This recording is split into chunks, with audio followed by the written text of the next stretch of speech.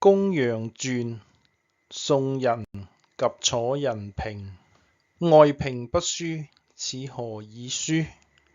大其平乎己也，何大乎其平乎己？莊王為宋，君遊7日之良矣，盡此不勝，將去而歸矣。於是司馬子反，乘殷而歸宋城。宋華元亦乘殷而出見之。司馬子反曰：子之國何如？華元曰：備矣。曰：何如？曰：役之而食之，色骸而吹之。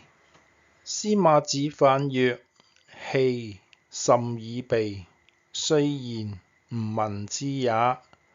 為者鉗麻而抹之，使肥者應客，是何子之情也？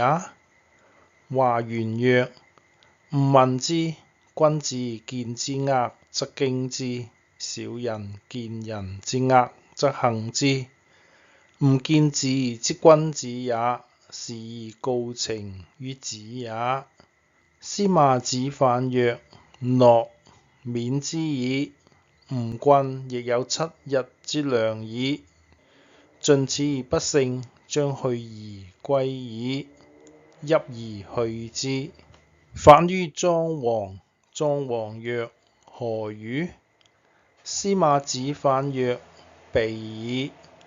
曰：何如？曰：役之而食之，色骸而吹之。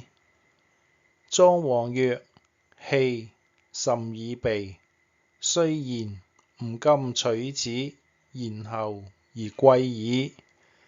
司馬子反曰：不可，臣已告之矣。君遊7日之良矣。莊王怒曰：吾使至王視之，子何為告之？司馬子反曰：以區區之眾，猶有不欺人之臣，何以楚而無乎？是以告之也。莊王曰：諾，赦兒子。雖然，吾猶取此，然後歸矣。司馬子反曰：然則君請處於此，臣請歸矣。莊王曰：子去俄而歸，吾孰與處於此？